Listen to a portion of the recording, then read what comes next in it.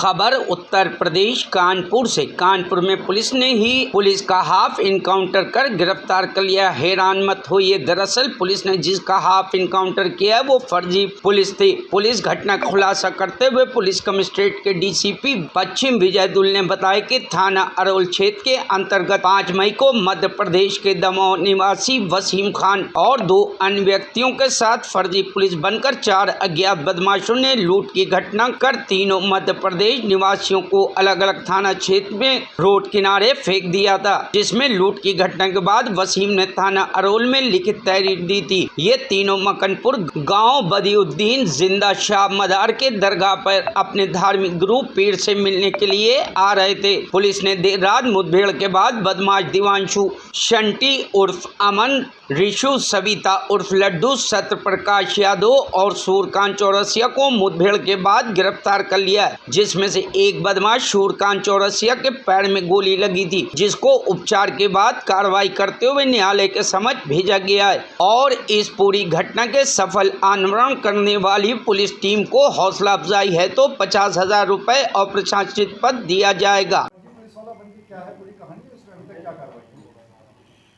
दिनांक 4 मई की रात्रि में 3 व्यक्ति मध्य प्रदेश के दमोह से आए थे और वो मकनपुर में मजार शरीफ पे जा रहे थे। बिल्लौर और मकनपुर के बीच में उनके द्वारा बताया गया कि जब वो अपनी कार से जा रहे थे तो उनके साइड में आके एक दूसरी कार रुकी, इसमें से 4 व्यक्ति उतरे और उन्होंने अपने आप को पुलिस विभाग का होना बताया। वो सभी सादे वस्त्रों में थे और इन लोगों को इनकी कार से उतारकर उनको अपनी कार में डाल लिया, उनके साथ मारपीट की, उनके घर पे फ़ोन किया और बताया कि या तो आप हमें 1 लाख रुपए भेज दीजिए, नहीं तो हम इनको फर्जी मर्डर के मुकदमे में जेल भेज देंगे। इस प्रकार से उन्होंने इन पे, जो तीनों व्यक्ति मध्य प्रदेश से आए थे, उनके परिवारजन पे दबाव बनाया गया और इनके पास जो भी नकद पैसा था, इनका एक व्यक्ति के हाथ में एक चांदी का ब्रेसलेट था और इनके मोबाइल फ़ोन भी उन्होंने अपने कब्जे में ले लिए। जब इनके पास से जो पैसा था वो उनको मिल गया तो उन्होंने इन तीनों को, एक व्यक्ति को पनकी में और बाकी 2 व्यक्ति को महाराजपुर थाना क्षेत्र में छोड़ दिया और वहाँ से वो लोग अपनी गाड़ी के साथ चले गए। इस सूचना पर जब पुलिस को सूचना प्राप्त हुई तो थाना अरोल में सुसंगत धाराओं में अभियोग पंजीकृत किया गया और जैसा इन तीनों पीड़ितों के द्वारा डिस्क्रिप्शन दिया गया था, जिसमें इनके द्वारा केवल ये बताया गया था कि एक सफ़ेद रंग की कार है, कार का नंबर भी ये नहीं जान पाए थे और कार कौन सी थी ये भी नहीं जान पाए थे। इन्होंने केवल एक अंदाज़ा से बताया कि एक लंबी कार है सफ़ेद रंग की। केवल इतनी ही जानकारी पे हमारी टीम ने काम करना शुरू किया और मुझे बहुत ये कहते हुए बहुत मैं गर्व की अनुभूति कर रहा हूँ। हमारी टीम के द्वारा अपने अथक प्रयास से 24 घंटे के अंदर इस घटना का सही अनावरण किया है और सभी अभियुक्तों को गिरफ्तार किया है। इसमें ऑपरेशन त्रिनेत्र के जो कैमरे लगाए गए हैं उनके द्वारा बहुत ही अहम भूमिका निभाई गई है। इस 12 घंटे के दौरान 250 से ज़्यादा कैमरे का हमारी टीमों ने अवलोकन किया, जिसमें हमारे कई थानों के थानाध्यक्षों द्वारा टीम भावना के साथ एक दूसरे के साथ कोऑर्डिनेट करते हुए वो सारी फुटेज प्राप्त की और एक रूट हमने डिसाइड किया, पूरा एक रूट प्राप्त किया जिससे कार वो कहाँ से गुजरी है। उन सब कैमरों से जो कार के बारे में जानकारी प्राप्त हुई, जैसा इन लोगों ने बताया था, उसके अलावा जो ह्यूमन इंटेलिजेंस और मोबाइल सर्विलांस के माध्यम से इन सभी चारों अभियुक्तों की पहचान हुई और इन सब अभियुक्तों को पकड़ने के लिए जब घेराबंदी की गई तो कल रात में, जो बीती रात है, उसमें अरोल थाना क्षेत्र में विजडन रोड पर हमारी टीम अपनी चेकिंग कर रही थी इन्हीं अभियुक्तों के लिए और एक आम चुनाव के दृष्टिगत। इसमें एक गाड़ी में ये चारों अभियुक्त आए और उन्होंने पुलिस बैरियर को टक्कर मार के वहाँ से भागने का प्रयास किया। पुलिस के द्वारा इनका पीछा किया गया। अपने आप को घिरता देख इन लोगों ने पुलिस की टीम पे फायर किया। जवाबी फायर में इनमें से एक व्यक्ति सूर्या उर्फ सूर्यकांत को पैर में गोली भी लगी और चारों व्यक्तियों को पुलिस के द्वारा मौके पे गिरफ्तार कर लिया गया। जो गाड़ी में ये कल थे वही गाड़ी है स्विफ्ट डिज़ायर जो इन्होंने परसों अपराध में इस्तेमाल की थी। इसके अतिरिक्त एक अन्य व्यक्ति है सत्य प्रकाश, जिसने ये गाड़ी इनको उपलब्ध कराई थी। दरअसल ये गाड़ी जो है एक व्यक्ति की है जो कि रहने वाले साउथ क्षेत्र के हैं। उनके द्वारा सत्य प्रकाश को शादी में बुकिंग के लिए ये गाड़ी दी थी और सत्य प्रकाश ने एक तरह से अमानत में खयानत करते हुए उस गाड़ी को इनको आगे अपराध करने के लिए दे दिया। तो सत्य प्रकाश को भी गिरफ्तार कर लिया गया है।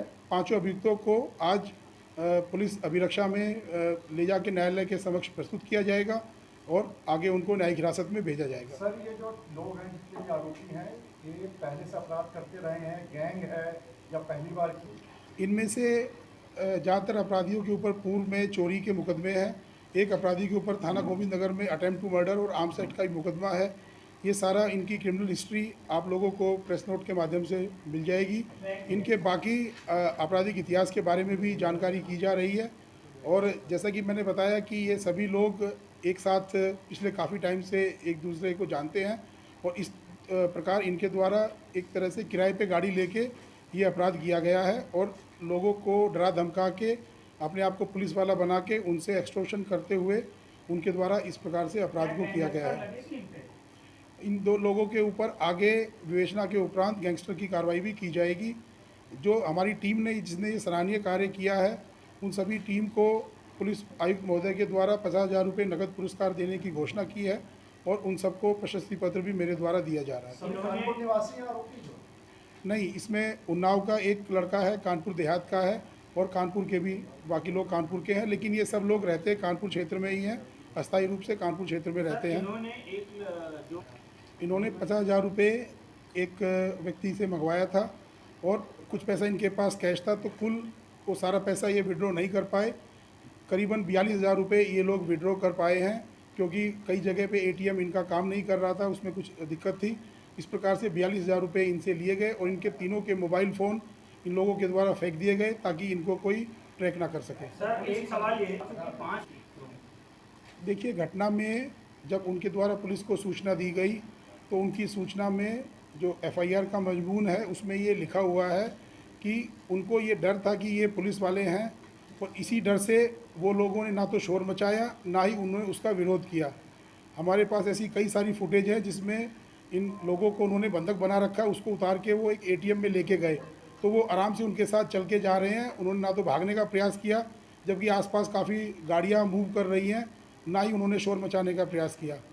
तो इस तरह से उन्होंने उनके परिवार को ये बताते हुए कि हम पुलिस में हैं और इनको बंधक बना के उनसे जो पैसा लिया गया था उसके आधार पर ही तत्समय धारा 388 का मुकदमा दर्ज हुआ था। और जो पांचों व्यक्ति है, ये व्यक्ति मौके पे उपस्थित नहीं था, इसका काम केवल उनको वाहन उपलब्ध कराना था। ये पूरे टाइम उस घटना के समय अपने घर में था। इसको बाद में उनके जब पूछताछ में ये बात प्रकाश में आई तो उसको बाद में उसको गिरफ्तार किया गया है और बाद में इनमें विवेचना में लूट की और फिरौती हेतु अपहरण की धाराओं की भी वृद्धि की जाएगी। Bureau report, news hub Bharat.